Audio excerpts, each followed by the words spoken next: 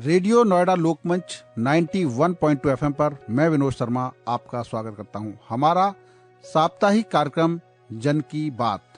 इस कार्यक्रम में हम जनता से जुड़े मुद्दों को उठाते हैं और विशेषज्ञों से बातें करते हैं ताकि जनता से जुड़ी उन जिज्ञासाओं को शांत किया जा सके। आज मेरे स्टूडियो में जुड़ रहे हैं जाने माने साइबर एक्सपर्ट अनुज अग्रवाल जी। मैं अनुज अग्रवाल जी का अपने स्टूडियो में स्वागत करता हूं। नमस्कार अनुज जी। नमस्कार सर, कैसे हैं आप? बस ठीक है, धन्यवाद सर। आपका हमारे स्टूडियो में स्वागत है, अभिनंदन है। और आज हम चाहेंगे कि जो साइबर क्राइम से जुड़ी हुई चीजें हैं और जो आज के युवाओं को किसी न किसी तरीके से बचा सकती हैं, हम चाहेंगे कि ऐसी सलाह आप हमारे श्रोताओं को देंगे। सबसे पहले मैं सवाल पूछता हूं कि साइबर एक्सपर्ट आप बने, क्यों ये रास्ता चुना आपने? देखिए, हर कोई ये चाहता है कि वो जिस समाज से लेता है वो उस समाज के लिए कुछ ना कुछ करे जी। क्योंकि आज के समय में डिजिटलाइजेशन होने से, डिजिटल पेमेंट होने से समाज में साइबर क्राइम की समस्या बहुत तेजी से बढ़ रही है और इस समस्या के समाधान के लिए जानकारी का होना बहुत जरूरी है जी। तो इसलिए मैंने ये रास्ता चुना कि मैं अपनी तरफ से प्रयास करूं कि साइबर मुक्त भारत बनाने के लिए मैं अपने सभी लोगों को, अपने समाज के लोगों को, अपने देश के लोगों को जागृत करूं, बताऊं और इसलिए मैंने ये काम शुरू किया। ये मैं जानना चाहता हूं कि जिस तरीके से हम डिजिटल की तरफ बढ़ रहे हैं उसी तरीके से जरा सी सावधानी दुर्घटना में बदल जाती है।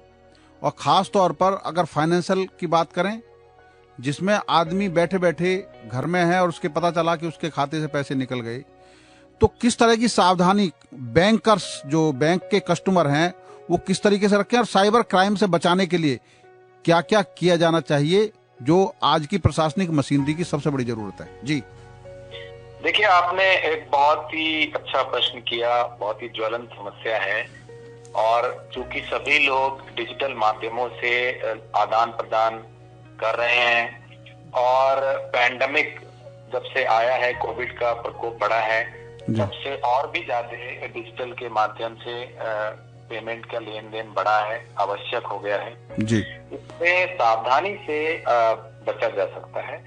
थोड़ा सा हम ये जरूर समझना चाहेंगे किस प्रकार के फ्रॉड ज्यादा हो रहे हैं, अपराधी किस प्रकार से लोगों को निशाना बना रहे हैं जी। देखिए, एक तो इसमें है एटीएम फ्रॉड। इसमें आप जब एटीएम पर जाके एटीएम का प्रयोग करते हैं तो वहां पर एटीएम के ऊपर एक पिन होल कैमरा लगाकर आपके एटीएम का पासवर्ड स्टोर कर लेते हैं और एटीएम में ही एक स्किमर मशीन जहां पर हम लोग कार्ड डालते हैं उसको लगाकर कार्ड का डुप्लीकेट बना लेते हैं। फिर उस डुप्लीकेट कार्ड से देश के किसी भी भाग से लोगों से पैसे निकाल लिया जाता है। अच्छा। दूसरा जो इससे संबंधित फ्रॉड है वो सिर्फ एटीएम मशीनों पर ही नहीं, जहां भी कहीं पॉइंट ऑफ सेल है, जैसे पेट्रोल पंप है, आपका कहीं रेस्टोरेंट में आप अपना डेबिट कार्ड यूज करते हैं, वहां भी इस प्रकार की संभावनाएं बनी रहती है। तो ये फ्रॉड हो रहा है। इससे बचने के लिए एक सिंपल तरीका ये है कि हम अपनी जो पिन है, जो कोड होता है, उसको किसी से शेयर ना करें। एटीएम पे भी उसको इस्तेमाल करते समय सावधानी बरतें, एक हाथ के ऊपर दूसरा हाथ रख के, ताकि अगर कैमरा लगा भी हो तो जब हम अपनी पिन एंटर कर रहे हैं तो उसे कैमरा पढ़ ना पाए, तो इससे हमारा बचाव हो जाता है। समस्याएं जो आ रही हैं वो आपको फोन करके अपराधी ओटीपी आपसे मांग लेते हैं किसी भी बहाने से, जैसे कि वो बैंक के नाम से फोन करते हैं कि हम बैंक के अधिकारी बोल रहे हैं, या वो कभी अपने आप को सिक्योरिटी डिपार्टमेंट से बताते हैं, कभी वो केवाईसी अपडेट करने के नाम पर फोन करते हैं। सिंपल रूल है कि किसी भी बैंक का प्रतिनिधि, अधिकारी कभी भी आपसे ओटीपी किसी भी स्थिति में नहीं मांगता है। जब भी आपको कोई ओटीपी मांगने वाला फोन आए, चाहे वो अपने आप को कुछ भी बताएं, आप सावधान हो जाएं और किसी भी स्थिति में ओटीपी शेयर ना करें। जो बड़े फ्रॉड हो रहे हैं वो लिंक भेजे जा रहे हैं, लिंक के माध्यम से कोई स्कीम बताते हैं या कभी कभी केवाईसी या आधार को अपडेट करने की बात करते हैं। ऐसे किसी भी लिंक को आप क्लिक ना करें, चाहे वो व्हाट्सएप पर आए, एसएमएस पर आए, उसमें आपको किसी प्रकार की स्कीम बताई जाए ऐसे लिंक में अक्सर जो है ट्रोजन या रैट टूल इनबिल्ट होते हैं और इसको क्लिक होने के बाद आपका फोन या कंप्यूटर कंप्रोमाइज हो जाता है, आपकी और बैंक की डिटेल इत्यादि उसमें चली जाती है। तो हमें उससे बचना चाहिए। आजकल ऑफिशियली जो लोग ऑफिसों में काम करते हैं उनके मेल में फेक मेल आती हैं और उस मेल के जरिए कुछ सूचनाएं मांगते हैं, कोई कुछ मांगता है। उन मेल की पहचान कैसे होगी और किस तरीके से ऐसी मेलों को उससे अपने मेल एड्रेस से बचाया जा सकता है या हटाया जा सकता है, वो क्या तरीका है उसका?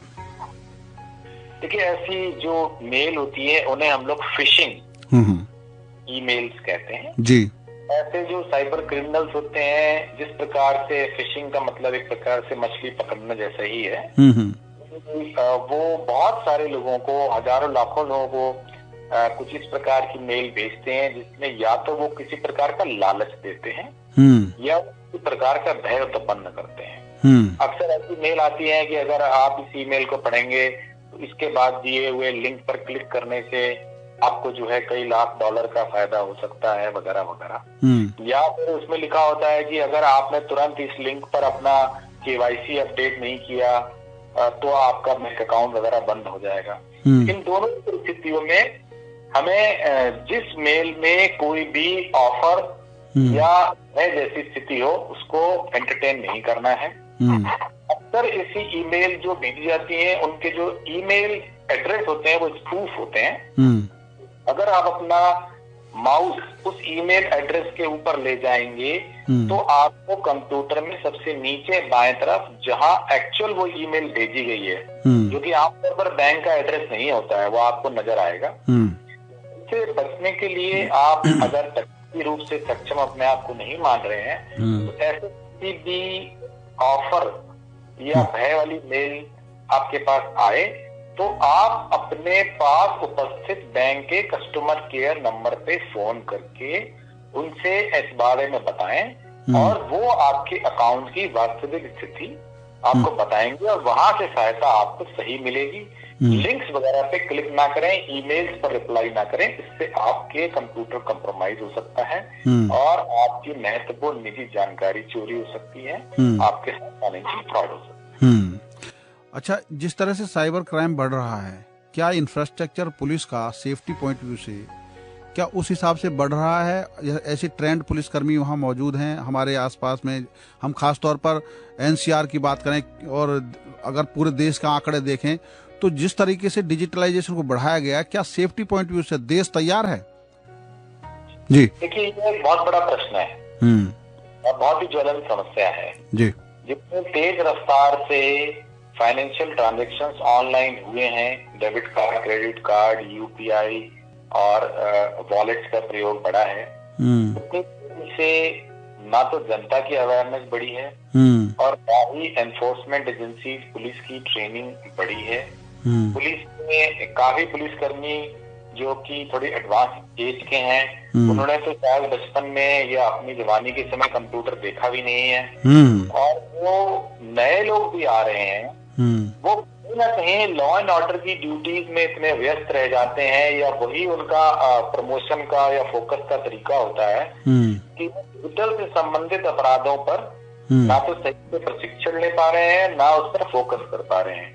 तो इसलिए ये साइबर क्राइम ना सिर्फ बढ़ रहा है, इसकी रिपोर्टिंग होने के बावजूद भी इसकी जो सक्सेस रेट है, जनता को रिलीफ मिलने की जहाँ तक बात है, वो बहुत कम है और अक्सर इसमें गरीब लोग और ऐसे लोग जो 20, 25, 50 हजार रुपए जिनकी कुल जमा पूंजी बैंकों में जमा होती है, इंस्टीट्यूशंस में होती है, उसका उन्हें नुकसान हो जाता है। और मुझे लगता है इस पर हमारी पूरी मशीनरी को, एडमिनिस्ट्रेटिव मशीनरी को युद्ध स्तर पर कार्रवाई करने की, ट्रेनिंग की, इक्विपमेंट की जरूरत है। और एक अति महत्वपूर्ण बात यह है कि साइबर क्राइम स्टेट बाउंड्री से किसी प्रकार से भी प्रभावित नहीं है। तो अक्सर क्रिमिनल दूसरे स्टेट में क्राइम करते हैं जी। तो वो चूंकि law and order state subject है, तो साइबर क्राइम के लिए इसको सेंट्रली मॉनिटर्ड और सेंट्रली कोऑर्डिनेटेड स्कीम्स के तहत, होम मिनिस्ट्री के तहत ही इसको टैकल करना चाहिए, तभी जनता को वाकई में रिलीफ मिलेगा। वरना लोग इससे परेशान होते रहेंगे और आने वाले समय में इसकी भयावहता और बढ़ने वाली। एक और महत्वपूर्ण बात है, क्योंकि साइबर क्राइम होता है तो लोग अक्सर पुलिस की शरण में जाते हैं, और पुलिस का जो इन्वेस्टिगेशन का तरीका है वो पुराने सिस्टम का है। क्या देश में साइबर कोर्ट की आवश्यकता नहीं है?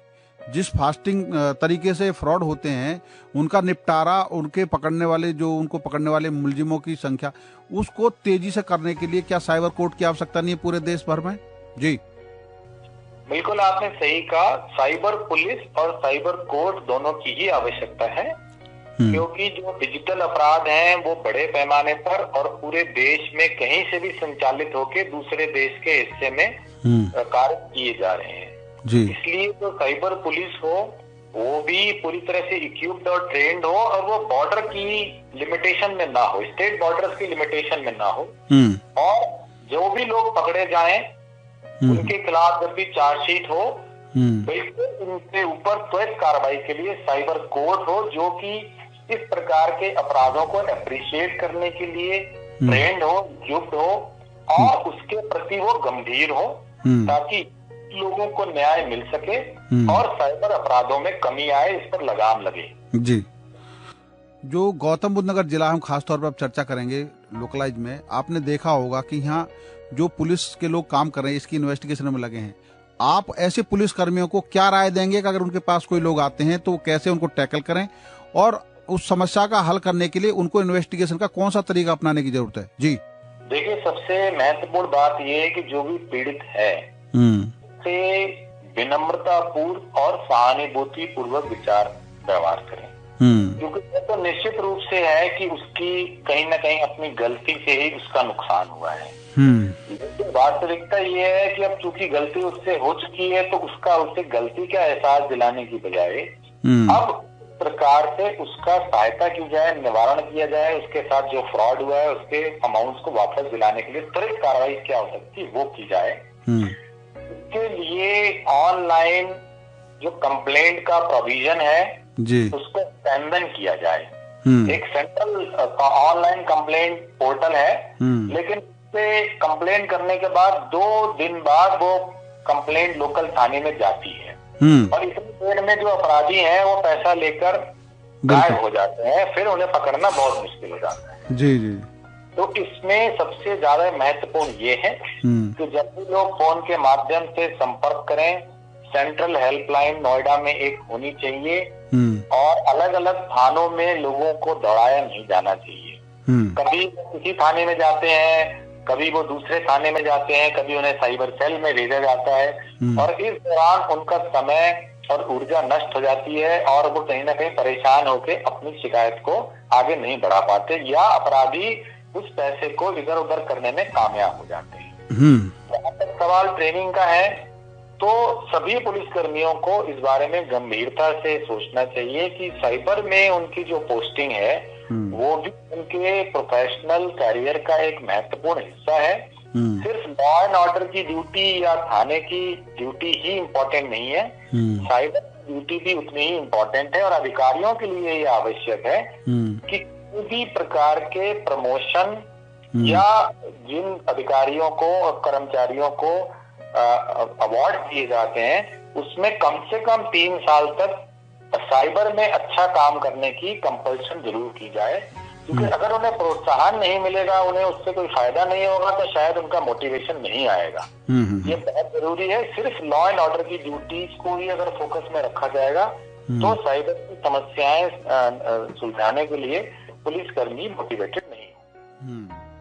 अच्छा, जिस तरीके से डिजिटलाइजेशन हमारी जिंदगी का अहम हिस्सा होता जा रहा है, और ख़ास तौर पर वो उस उम्र से जब हम बच्चे थोड़े से भी 14-15 साल के होते हैं तो वो उनकी ज़िंदगी का एक हिस्सा हो जाता है डिजिटलाइजेशन, चाहे बैंकिंग सिस्टम हो, चाहे उनके रोज़मर्रा की एजुकेशन का सिस्टम हो, हर चीज़ में उसका।